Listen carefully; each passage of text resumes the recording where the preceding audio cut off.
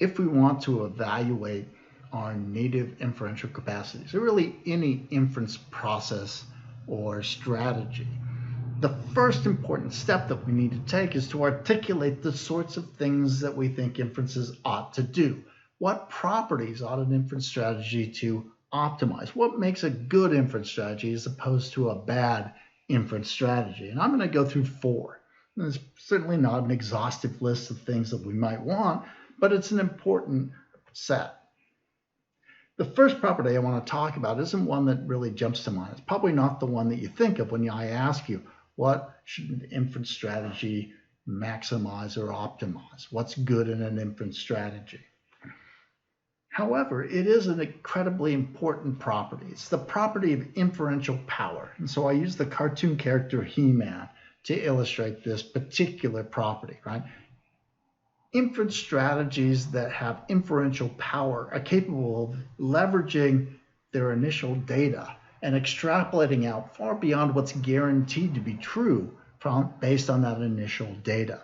So they go beyond what's guaranteed to be true. And in this way, they are powerful inference strategies. So if we couldn't make these kinds of inferences, if it wasn't possible for inference strategies to exhibit inferential power, we'd really be in trouble, because a huge percentage of the inferences that we make are inferences that generate a solution that's only ideally likely to be true. So for instance, every time you drive your car someplace and you park it, you get out, you leave it, you're making an inference, semi-consciously or unconsciously maybe, that your car is going to be there when you're ready to go drive back home or wherever you came from. Now that may not seem like a powerful inference strategy, but it is. You're making an inference, the truth of which isn't guaranteed given what you know. If you know where you left your car, that doesn't mean your car is guaranteed to be there when you get back. So you could park your car, go away, and it could get stolen. It could get towed. I remember once when I was in high school, I parked my car in the parking lot in front of the place where I was working. I worked my shift, I came back out, and my car was gone. It turned out my high school football buddies had decided they'd play a little prank on me, and they picked it up and carried it to the other side of the parking lot. So just because you leave your car someplace, that doesn't guarantee that it'll be there when you get back. And to the extent that you're going beyond what's guaranteed to be true, you're employing a strategy that has inferential power. And so we can see why it is that inferential power is so very important. The second property is the most obvious property, the property of maximizing truth. That is, generating answers that are very likely to be true, that are accurate or veridical, that reflect the structure of the problem or the world. And this obviously is something we'd like our inference strategies to optimize. We want our inference strategies to be likely to give us answers that are very accurate of the problems that we need to solve, of the world that we need to interact with.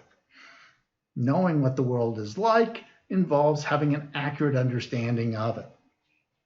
Now, the next property that I want to talk about is also not completely obvious, but people recognize its importance, and that's inferential speed. So, for instance, we have contests where people solve Rubik's cubes as quickly as possible.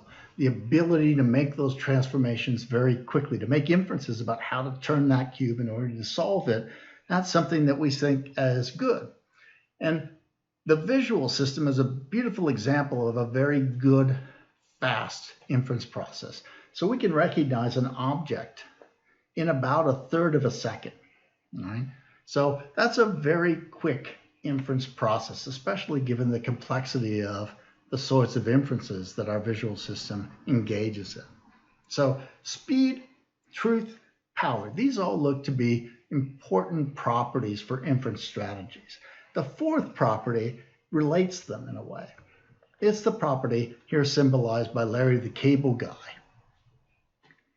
And it's tractability.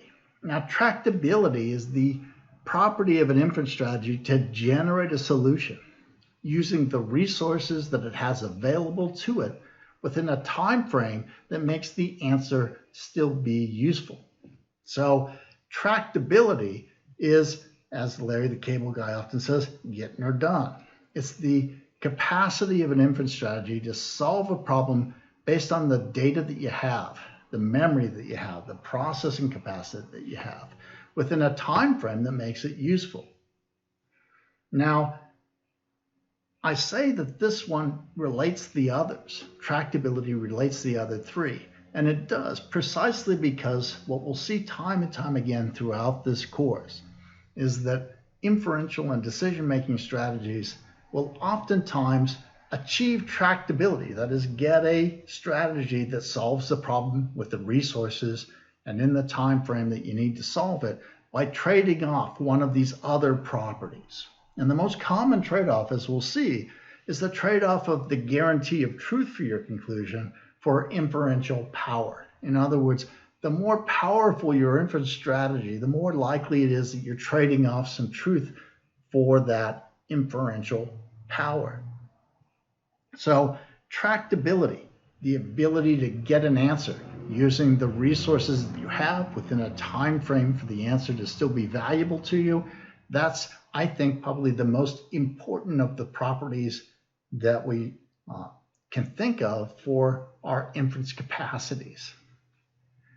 In general, what we'll find is that in order to achieve a tractable solution, more often than not, you have to trade off one or more of these properties for others.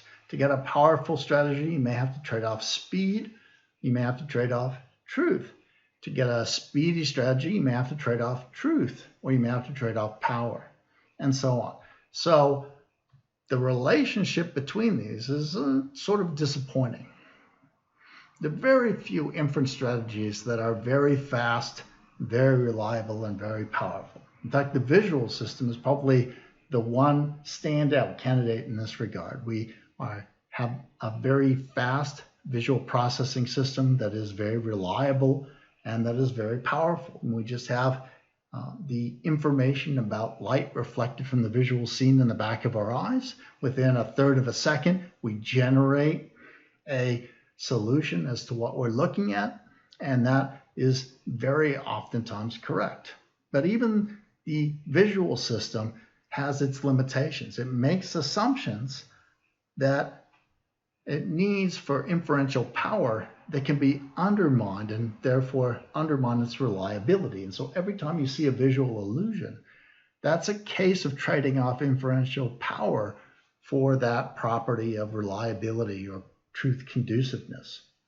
So in the next lecture module, we'll pick up on that and talk about the general classes of inferences in terms of their trade-off between truth and power specifically.